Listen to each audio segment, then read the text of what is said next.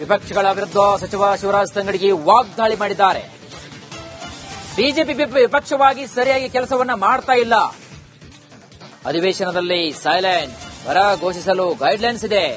ಬರ ವಿಚಾರವಾಗಿ ಚರ್ಚೆ ಮಾಡಿ ಸರ್ಕಾರವನ್ನ ಎಚ್ಚರಿಸಿ ಅಂತ ಶಿವರಾಜ್ ತಂಗಡಗಿ ವಿಪಕ್ಷಗಳ ವಿರುದ್ಧ ವಾಗ್ದಾಳಿ ಮಾಡಿದ್ದಾರೆ.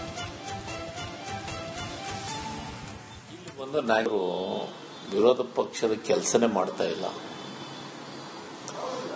ಜನರಿಗೆ ಬರದ ಬಗ್ಗೆ ಜಿಲ್ಲೆಗೆ ಹೋಗಿ ಹೊಲದಾಗ ಹೋಗಿ ಅಶೋಕ್ ಅವರು ಹೊಲದಾಗ ಕುಂದ್ರಂತ ಕೆಲಸ, ಹೊಲದಲ್ಲಿ ಸ್ಟ್ರೈಕ್ ಪ್ರತಿಭಟನೆ ಮಾಡಂತ ರೈತರು ಕರ್ಕೊಂಡು ಕುಂತ ಇಲ್ಲಿ ಬಂದು ನಾಗೇಂದ್ರ ವಿಚಾರ ತೆಗೆದುಕೊಂಡು ಕುಂತಾರ.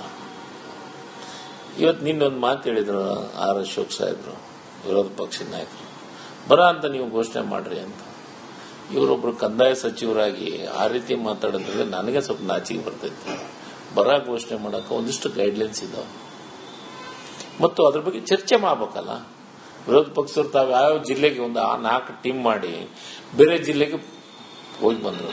ಅದನ್ನ ನಮ್ಮ ಅಧಿವೇಶನದ ಬೆಳಕು ಚೆಲ್ಲಬೇಕಲ್ಲ, ಅದ್ರ ಬಗ್ಗೆ ಮಾತಾಡಬೇಕಲ್ಲ.